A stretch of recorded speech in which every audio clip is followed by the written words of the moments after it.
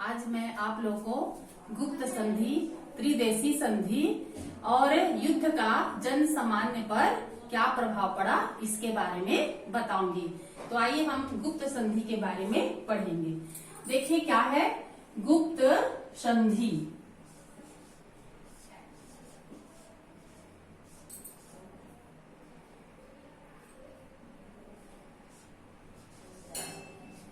गुप्त संधि तो 19वीं सदी के अंत में सभी देश, जो यूरोप के देश है, वो जान गए थे कि एक न एक दिन तो युद्ध जो होकर ही रहेगा और वो लोग जो है बहुत ही तनाव में रहने लगे।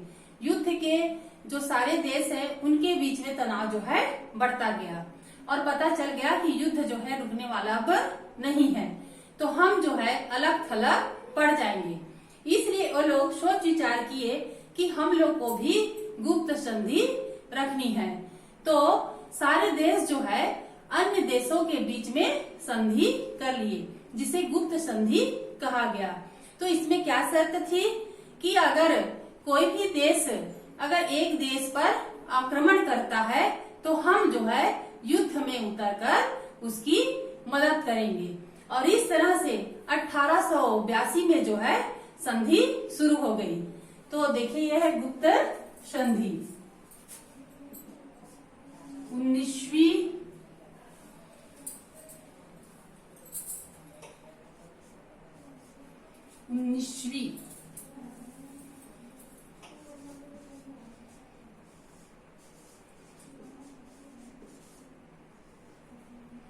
19वीं सदी के अंत में 19वीं सदी के अंत में यूरोप के देशों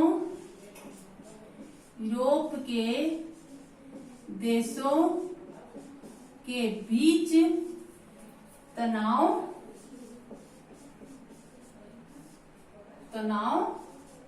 बढ़ता गया।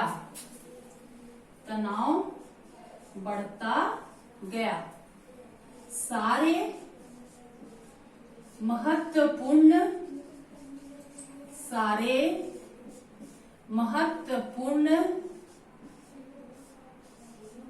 देश समझ गए थे कि देर सबेर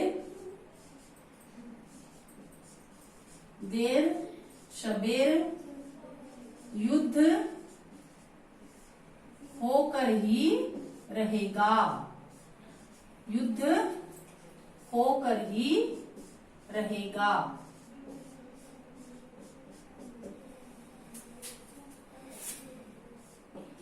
हम अलग थलग पड़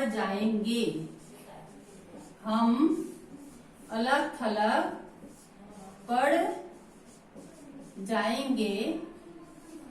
इसलिए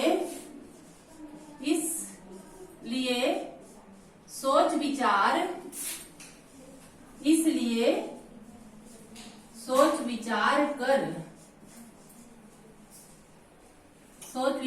किए कि हमें संधि करनी है।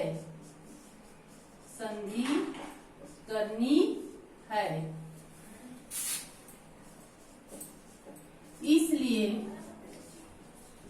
सारे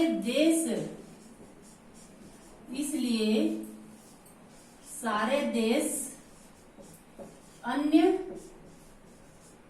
देशों से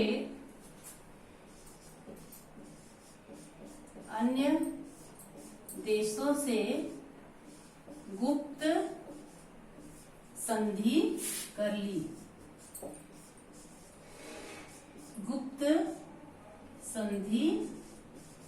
ली।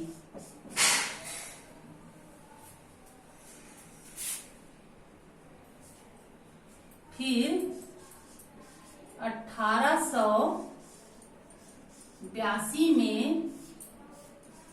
1882 में गुप्त संधि शुरू हुई।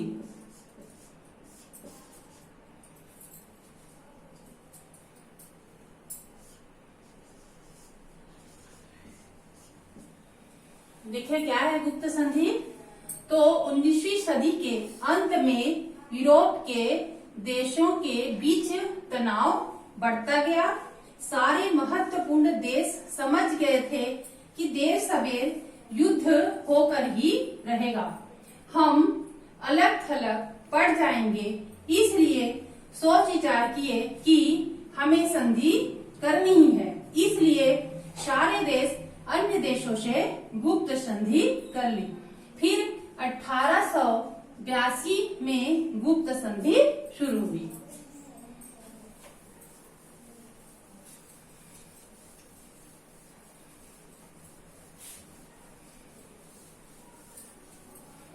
अब है त्रिदेशी संधि। देखिए तीन देशों के बीच तीन देशों के बीच में संधि हुई। तो त्रिदेशी संधि समझ लीजिए। त्रिदेशीय संधि, त्रिदेशी संधि।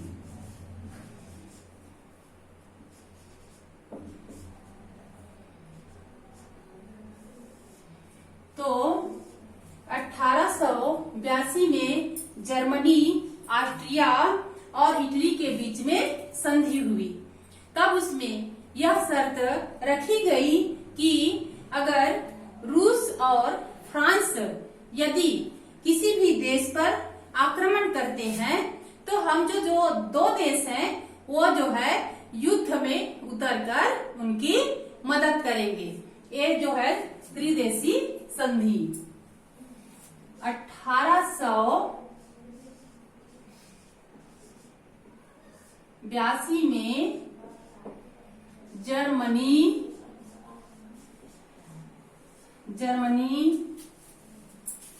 ऑस्ट्रिया,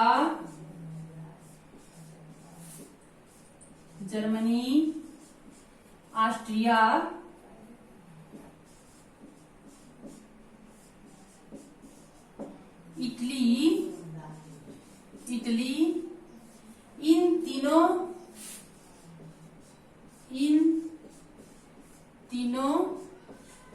देशों के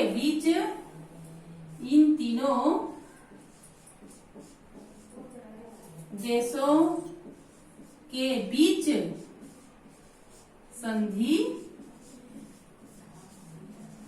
की गई। इसमें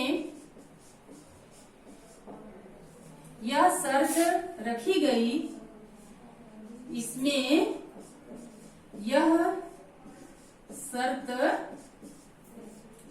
गई कि फ्रांस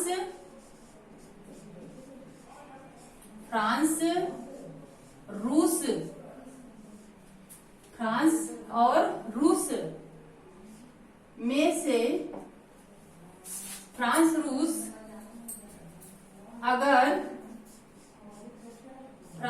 अगर किसी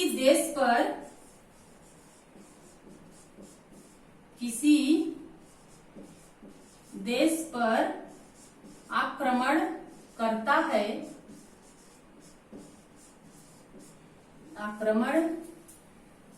है तो बाकी दो देश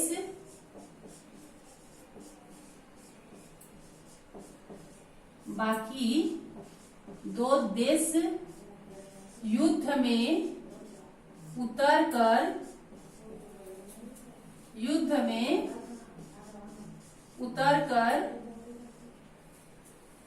सहायता करेंगे। युद्ध में उतर कर सहायता करेंगे। देखिए यह है त्रिदेशी संधि। तो क्या है, 1882 में जर्मनी, ऑस्ट्रिया, हंगरी, इटली इन तीनों देशों के बीच में संधि की गई।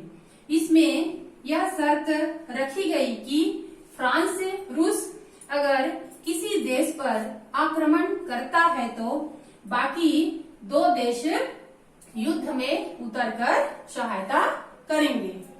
आगे अब देखिए, जब जर्मनी और इटली, ऑस्ट्रिया तीनों जो है संधि कर लेते हैं, तब फ्रांस और रूस क्या करते हैं? तो ये तीनों जब संधि कर लेते हैं तो ये रूस और फ्रांस जो है अलग थलग पड़ जाते हैं, और जो है जर्मनी से ये लोग क्या करते हैं, घबरा जाते हैं। जर्मनी से इनको खतरा हो जाता है। और इधर ब्रिटेन भी जर्मनी की इस नौसैनिक ताकत से चिंतित हो जाता है। तब तीनों क्या करते हैं, ये जो ब्रिटेन और फ्रांस और रूस मिल करके तीनों संधि करते हैं। का तो 1907 में।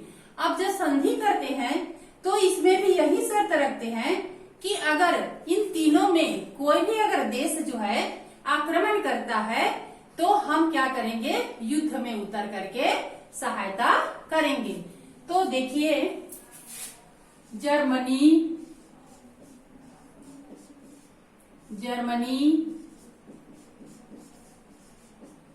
ऑस्ट्रिया, इटली,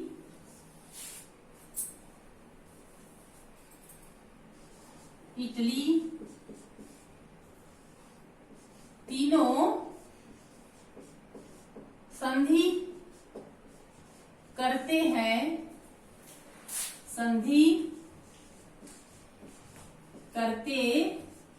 हैं, तब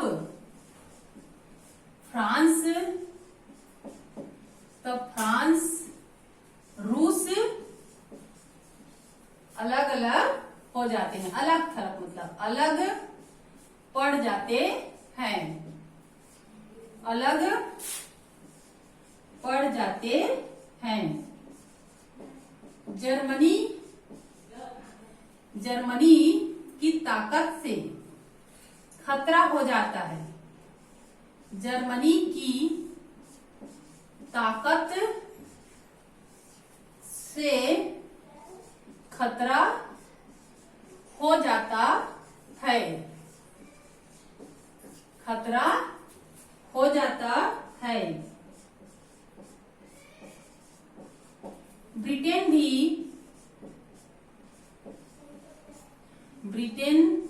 भी जर्मनी की नौसैनिक ताकत से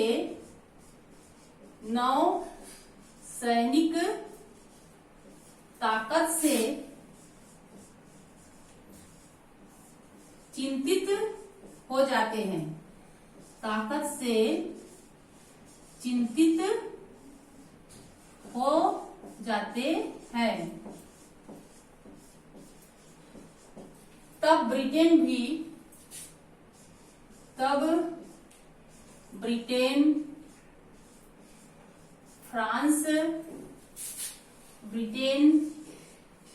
फ्रांस, रूस मिलकर 1907 में संधि करते हैं, मतलब समझौता करते हैं, संधि करते हैं। इसमें भी यही शर्त रखते हैं कि अगर कोई भी आक्रमण करता है तो हम जो है किसी भी देश पर अगर करते हैं, चाहे फ्रांस पर करे, चाहे रूस पर करे, चाहे ब्रिटेन पर, अगर इन तीनों देशों में से किसी एक पर अगर आक्रमण करता है, कौन, जर्मनी, ऑस्ट्रिया या इटली, तो हम जो है युद्ध में उतर करके क्या करेंगे, सहायता करेंगे। तो ये है त्रिदेशी संधि।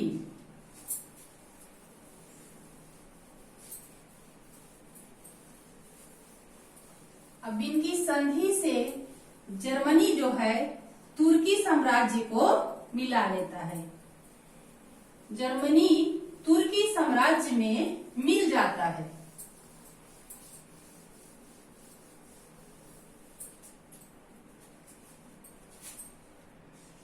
जर्मनी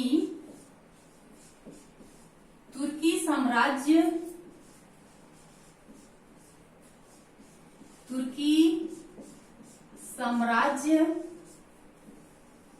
को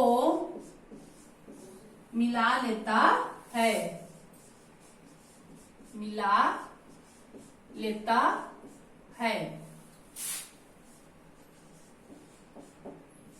तुर्की जर्मनी के साथ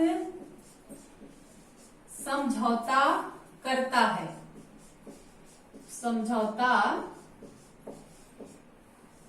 करता है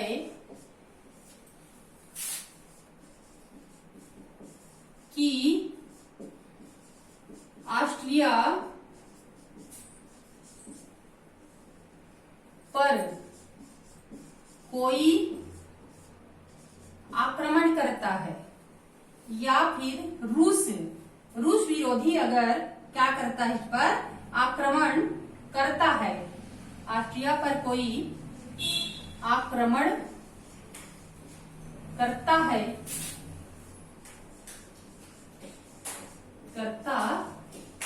है तो जर्मनी ऑस्ट्रिया का साथ देगा। ऑस्ट्रिया का साथ देगा। दूसरी तरफ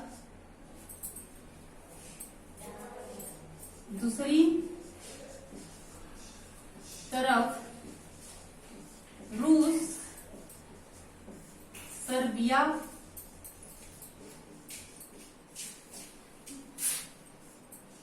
सर्बिया के तरफ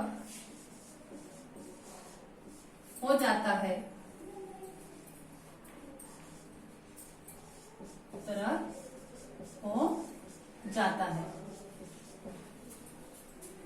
उसकी शर्त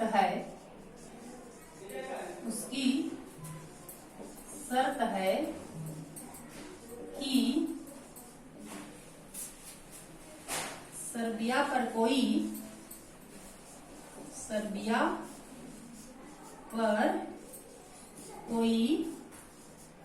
आक्रमण करता है तो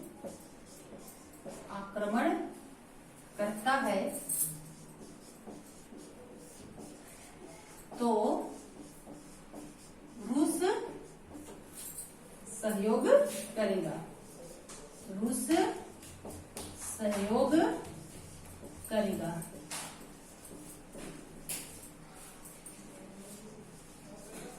ये देखिए सब त्रिदेशी ये जो है संधि है। जर्मनी तुर्की साम्राज्य को मिला लेता है। तुर्की जर्मनी के साथ समझौता करता है कि ऑस्ट्रिया पर कोई आक्रमण करता है तो जर्मनी ऑस्ट्रिया का साथ देगा। दूसरी तरफ रूस सर्बिया की तरफ हो जाता है। उसकी शर्त है कि सर्बिया पर कोई आक्रमण करता है तो रूस सहयोग करेगा। आगे अब देखिए, जो युद्ध होता है तो उस युद्ध का जन सामान्य पर, लोगों पर क्या प्रभाव पड़ता है। युद्ध का जन सामान्य पर क्या प्रभाव पड़ता है।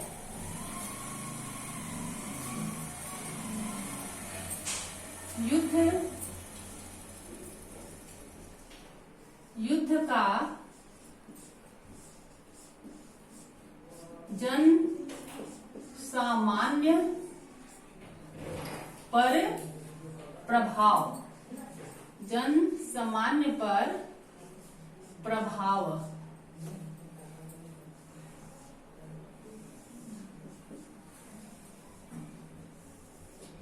तो युद्ध का जन सामान्य पर क्या क्या प्रभाव पड़ता है?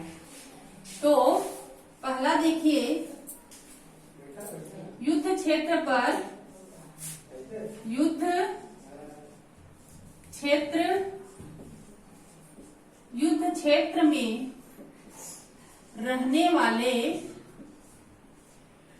क्षेत्र में रहने वाले लोग घर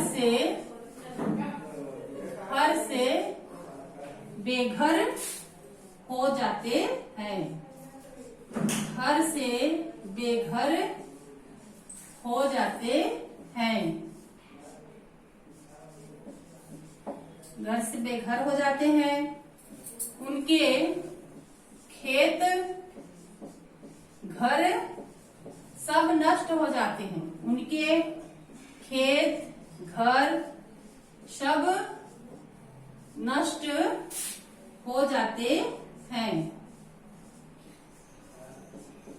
नष्ट हो जाते हैं। विरोधी सेना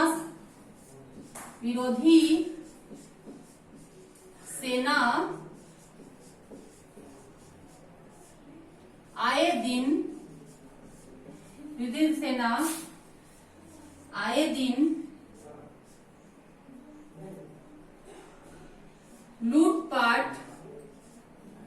लूटपाट बलात्कार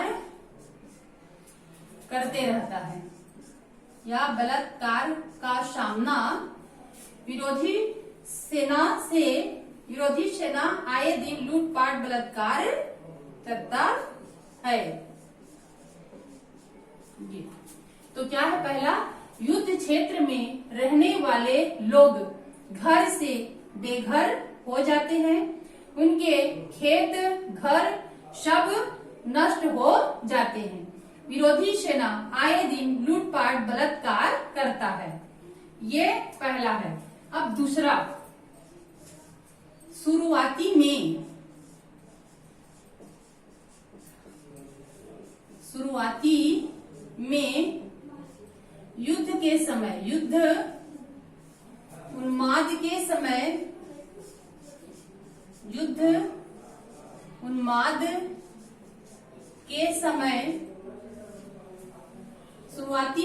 युद्ध उन्माद के समय करोड़ों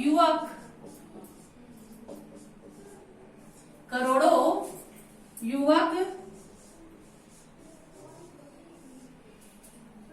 सेना में भर्ती होते हैं। सेना में भर्ती हो जाते हैं।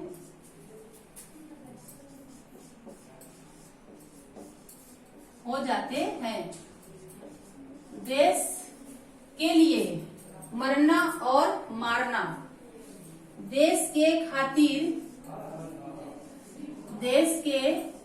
खातिर मरना और मारना। देश के खातिर मरना और मारना कहकर निकल पड़ते हैं।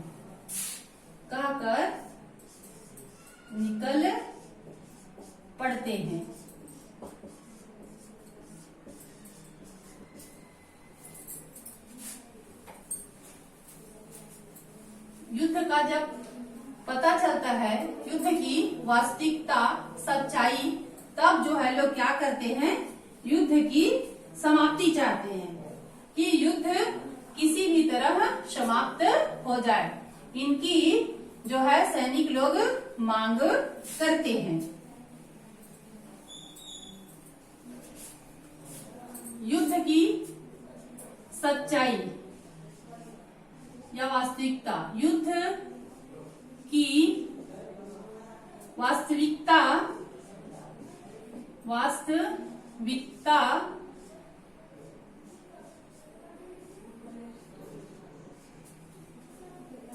युद्ध की वास्तविकता की सच्चाई का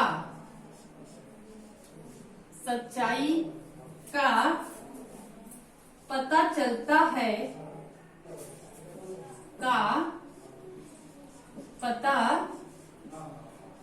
चलता है तब सभी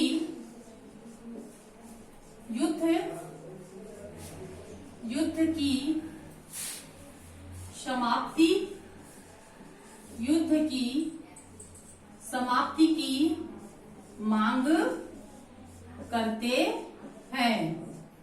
युद्ध की समाप्ति की मांग करते हैं। तीसरा,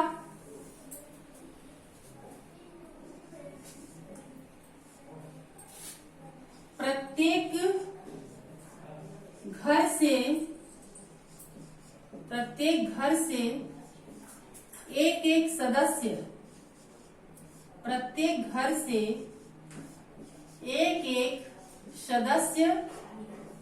सेना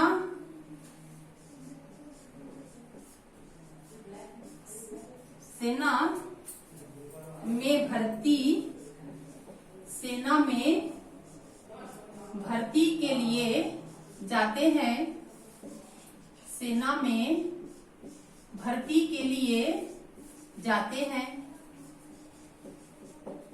वे वापस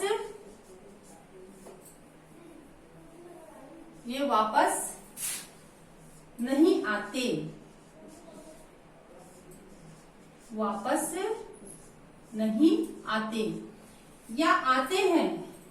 या आते भी हैं तो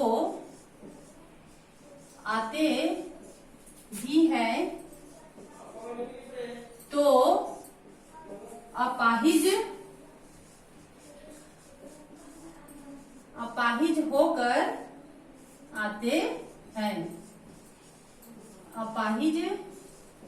होकर आते हैं।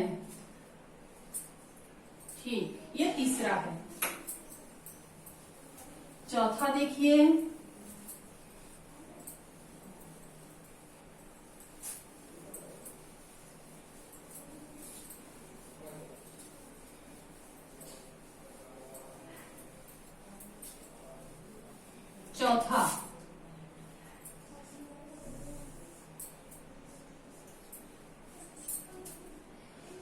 सैनिकों के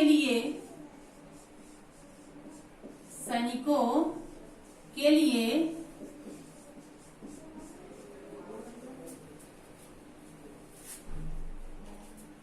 खाद्य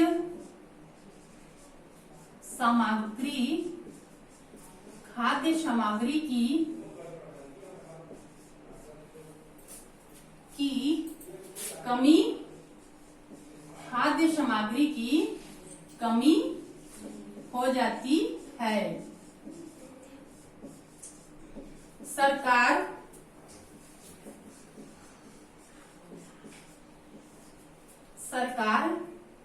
सैनिकों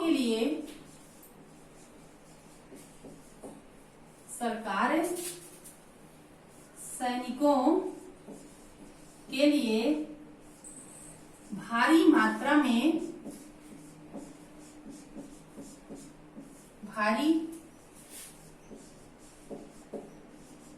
मात्रा में खाद्य सामग्री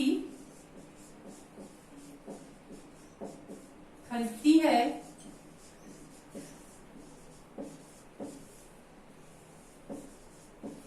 जिससे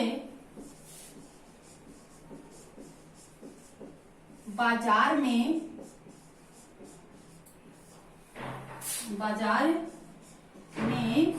इसका अभाव पाया जाता है।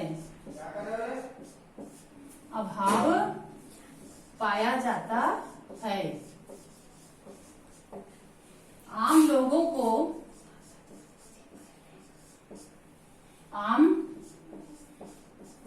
को मुश्किल से भोजन प्राप्त होता है।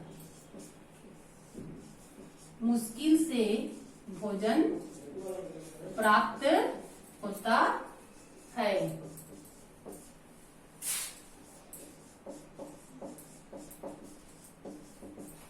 हाँ, सैनिकों के लिए खाद्य सामग्री की कमी हो जाती है। सरकार सैनिकों के लिए भारी मात्रा में खाद्य सामग्री खरीदती है, जिसमें बाजार में इसका अभाव पाया जाता है। आप लोगों को मुश्किल से भोजन प्राप्त होता है। अब जो है आप लोग होमवर्क लिखिए। आज में यह पाठ जो है समाप्त होता है। मैं आप लोगों को होमवर्क बता रही हूँ, जिसे नोट करना है।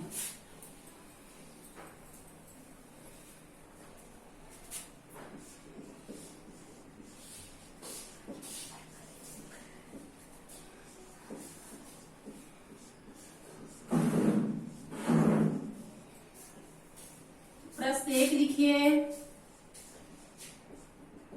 गुप्त संधि किसे कहते हैं? गुप्त संधि किसे कहते हैं?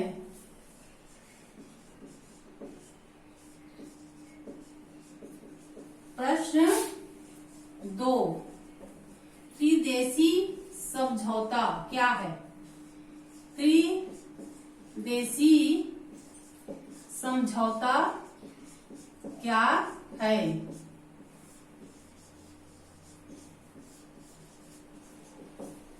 प्रश्न क्रमांक 3, युद्ध का जन सामान्य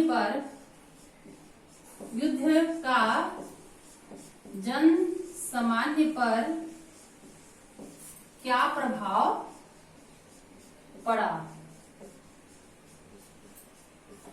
क्या प्रभाव पड़ा? ये 3 प्रश्न है जिसे आप लोगों को बनाना है। आगे कल मैं फिर बताऊंगी।